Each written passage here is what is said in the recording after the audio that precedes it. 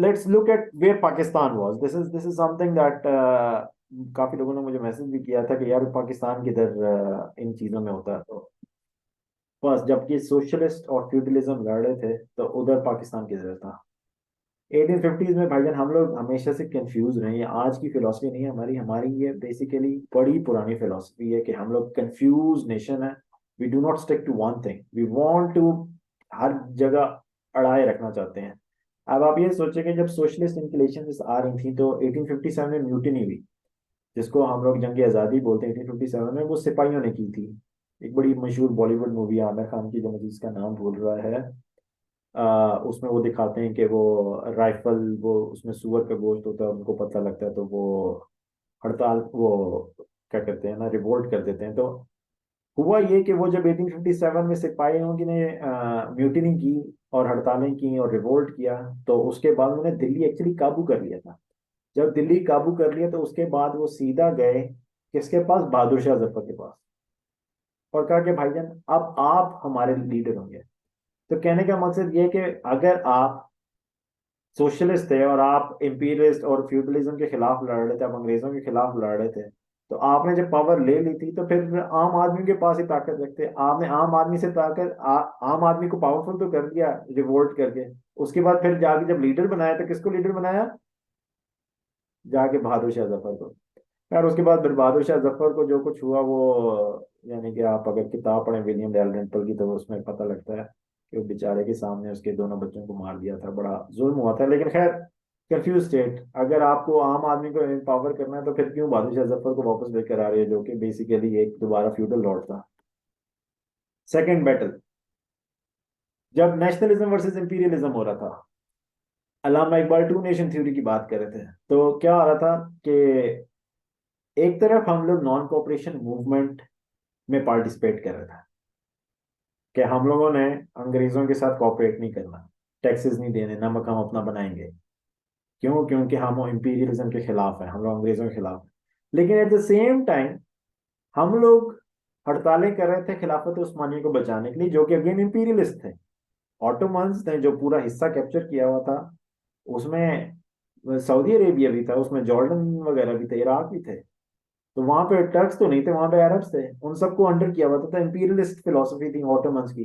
तो अब again question, 1920s में हम लोग हमें नेशनलिज्म चाहिए था या हमें इंपीरियलिज्म चाहिए था? अगर हमें नेशनलिज्म चाहिए था तो फिर हम लोग सपोर्ट करते थे स्प्लिट ऑफ ऑटोमन एम्पायर।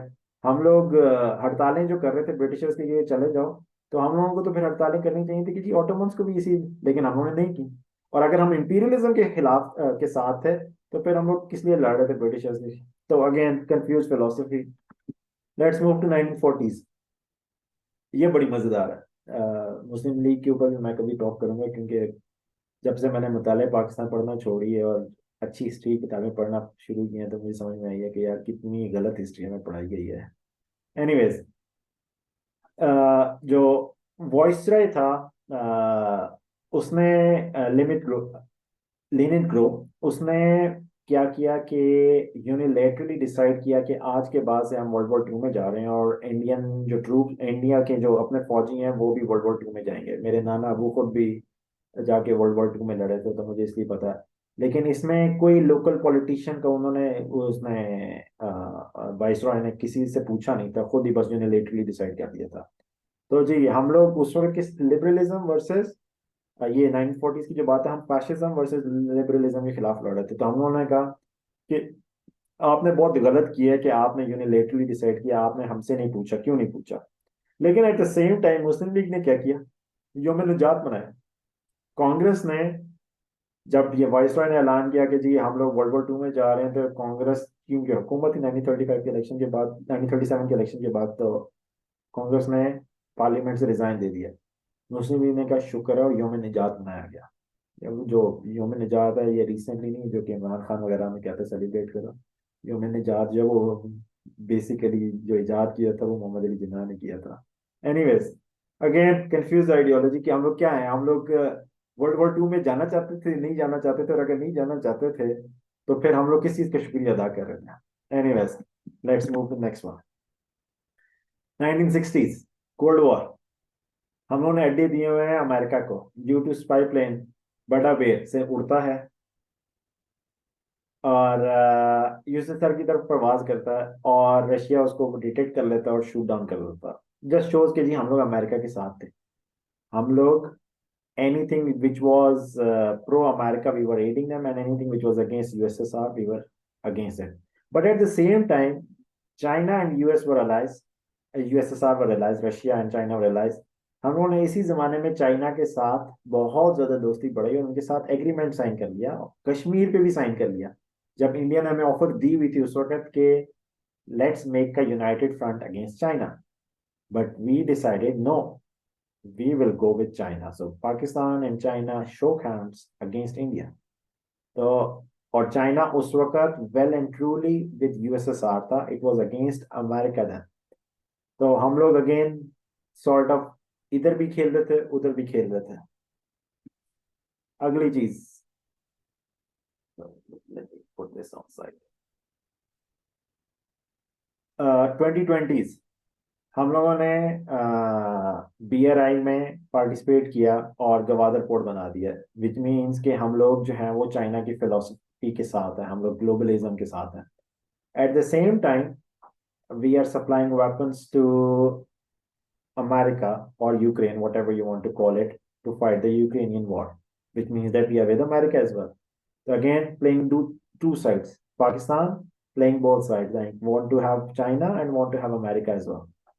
तो आप ये over past many years, I mean सिर्फ पाकिस्तान नहीं, when we were British India और उससे पहले when we were Mughal India, हम लोग हमेशा we have been a nation of क्या कहते हैं, confused ideology, we don't know where we want to. और कोई भी पॉलिटिकल साइंटिस्ट के बारे में आप पढ़ रहे हैं तो वो आपको यही बताएंगे कि यार ये बहुत गलत तरीका कार होता है कि आप ना इधर के हो ना उधर के, आपको हमेशा एक चीज का साथ देना चाहिए। और ये दो बड़े political science school of thought है, एक को कहते हैं रियल पॉलिटिक और एक को कहते हैं आइडियोलॉजी। रियल पॉलिटिक कहता है जैसे जिसमें सबसे बड़ा नाम जो है वो उसका है मैकियावेली का, फिर रॉबर्ट ग्रीन वगैरह, ये कहते हैं कि जी हमेशा एक साथी का एक एलाई का साथ देना, एलाई यानी एक पार्टी का साथ देना चाहिए। क्योंकि अगर वो जीत गया तो वो आपको भी नवाजेगा, और अगर हार गया तो जो जीतने वाला होगा वो वो अगर वो हार भी गया तो वो आपको याद रखेगा आपके एहसानात। लेकिन अगर आप न्यूट्रल रहे तो अगर वो जीत गया तो वो आपको कभी भी अलाइन नहीं बनाएगा, क्योंकि उसको पता होगा कि यार ये बंदा कभी मेरा साथ नहीं देगा। और अगर वो हार गया तो उसकी रिजेंटमेंट रहेगी कि आपने मेरे बुरे वक्त में कभी मुझे मेरा साथ नहीं दिया। तो वो हमेशा कहता है कि जी हमेशा कोई ना कोई आइडियोलॉजी। और मजे की बात है, जो दूसरा स्कूल ऑफ थॉट है पॉलिटिकल साइंस का, वो भी ये कहते हैं, जिसमें हैना एरेंडेट वगैरह है, वो भी ये कहते हैं कि हमेशा एक आइडियोलॉजी के साथ दो। तो whatever way you look, we should always pick a side. Unfortunately the decision makers in Pakistan never did that. Actually decision makers तो नहीं है, there is only one decision maker in Pakistan, we know who it is. So whoever is their advisor, they should like actually read a book or two, political science 101, to understand कि जी pick a side and then stick with it. अभी हम लोग foreign minister बयान दे रही है कि we never supplied weapons to Ukraine blah blah blah. और State bank of Pakistan के डेटा अगर आप निकाल के देखें तो उसमें लिखा हुआ आ रहा है कि पाकिस्तान वेपन्स बेच रहा है। I think it is like 450 million और समथिंग। तो I mean unfortunately that is what it is. Anyways, Pakistan का भी जो करंट लैंडस्केप है, जो कि अभी पॉलिटिकल टर्मोइल चल रहा है, वो बेसिकली सोशलिज्म वर्सेस एलिटिज्म का मसला चल रहा है। ये जो हम लोग इमरान खान वगैरह और ये जो अभी पॉलिटिकल टर्मोइल देख रहे हैं ना, इसको आइडियोलॉजिकल बैटल देखें। उसकी वजह ये है कि पाकिस्तान एक ऐसी नेशन है जिस जो काफी अरसे से ये लोगों के नीचे रही है। पहले अगर बहुत पहले से चले जाएं तो मुगलों के नीचे, मुगलों से पहले लोधी खिलजीज एक्सेट्रा, फिर ब्रिटिश, उसके बाद आर्मी। तो for very long people don't have a say in the decision making of the government. तो there is a lot of resentment. और जो मैंने बात की थी ना शुरू में कि when emotions are not expressed for quite a while, they give way, they pave way for an ideology। तो यहाँ पे भी एग्जैक्टली यही हो रहा है कि ये that socialism tendencies are there and that is fighting against elitism। और ये elitism कब तक चलता रहता है? ये जब तक सोशलिज्म नहीं आता। अब पाकिस्तान में जब पहली जो हिट मारी थी सोशलिज्म की वो जुल्फिकार अली भुट्टो ने मारी थी, was a thought of socialist. I mean you can, as I said, there is nothing zero and one. Things are never white and black, it's always gray. So Zulfikar Ali Bhutto, ko you hate it or you love it, the thing is that he was a perpetrator. I mean, he was a preacher of socialism, और उसने कोशिश की थी socialism लाने के लिए। Unfortunately जिस तरह हम यूरोप में देखते हैं, जिस तरह हम दुनिया के किसी भी मुल्क में देखते हैं कि जब भी कोई सोशलिज्म इनकलाब लाने की कोशिश है उसके साथ बड़ा बुरा होता है, एग्जैक्टली जुल्फिकार भुट्टो के साथ भी हुआ। फिर नवाज शरीफ ने सोशलिज्म लाने की कोशिश की थी, यानी कि जुल्फिकार अली भुट्टो ने जब रोटी कपड़ा मकान का जब नारा लगाया था तब सोशलिज्म था। फिर जब वोट को इज्जत दो, दैट इज ऑल्सो सोशलिस्ट नारा। और अब जो हकीकी आज़ादी जो इमरान खान लगा रहा है वो भी एक नारा सोशलिस्ट है। तो पाकिस्तान बेसिकली आप देखेंगे जो अवाम है ना, they are full of emotions for socialism.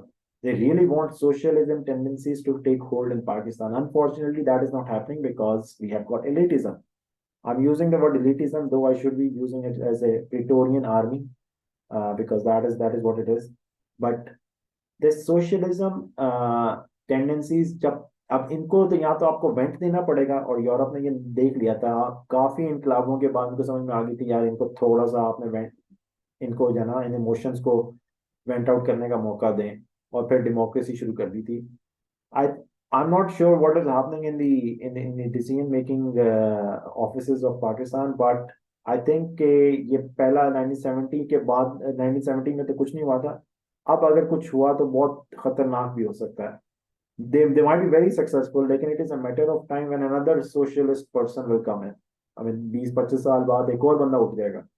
तो to make it less worse and to make it less bloody, क्योंकि जितने भी ये जो सोशलिस्ट इनकलाब है उनको देखने के बाद, स्टडी करने के बाद एक ही बात समझ में आती है कि जब ये लोगों को इस तरफ जब जाना शुरू कर देते हैं तो बहुत बेहतर होता है कि आप उन्हें कुछ दे दें, लीवे दे दें।